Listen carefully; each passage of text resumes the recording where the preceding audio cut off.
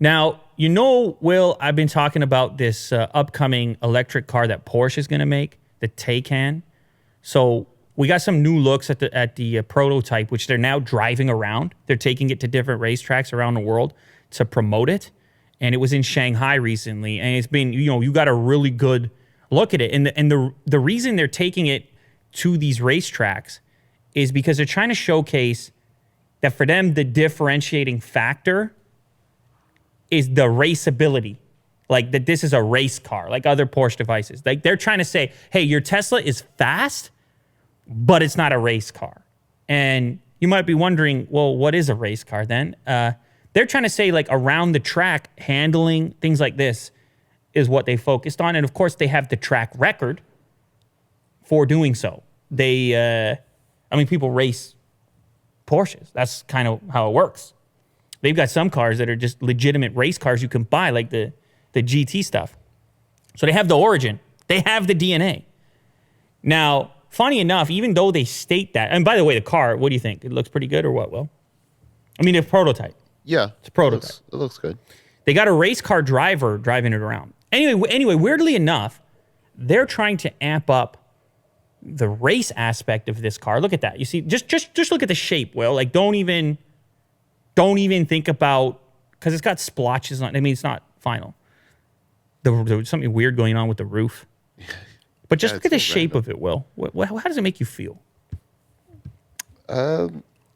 It's nice. It's like a classic Porsche kind of thing going on. Inspired. Anyway, what I was trying to get at here is that they're going the performance route. They're like, hey, we're going to do this demo run. It's going to go around a racetrack. This is the electric race car, kind of racy thing you want. But the 0 to 100 kilometer mark is 3.5 seconds, or they say better. Now, I know Porsche is typically conservative on these numbers, but at least in a straight line, the Tesla beats that significantly, right? Could we get an update? What is the 0 to 60 on the Model S P100D? I think it's in the 2s.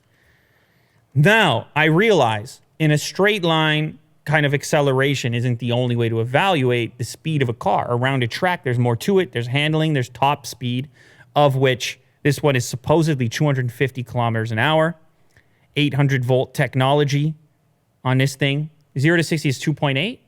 Yep. Officially? Oh, no, 2.3. 2.3, yeah. Oh, it cracked 2.3. I don't think that's the official number, though.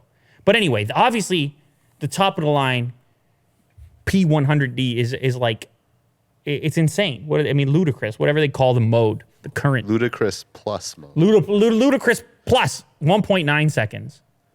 Promised to do 1. Oh, in the Roadster. That's a different model. But anyway, the Roadster is hard to compare because this is a four-door sedan. But we'll see once the car comes out, because on other Porsche vehicles, they will be really conservative with the 0 to 60, like worst case scenario. And then guys go out and test it, and it's like they trim another half a second or whatever off of it. So it's pretty promising, especially for a company that hasn't made an electric car yet. But I would say it's pretty exciting. I'm looking forward to it. I'm looking forward to more options in this space. It's obviously going to be very expensive, as I've stated in past videos, but it's getting closer to actually releasing. And Porsche's had to turn up the production to meet the demand. People are really interested. And now they're just starting to do press and take the thing around the world. So we'll see if it can make a dent.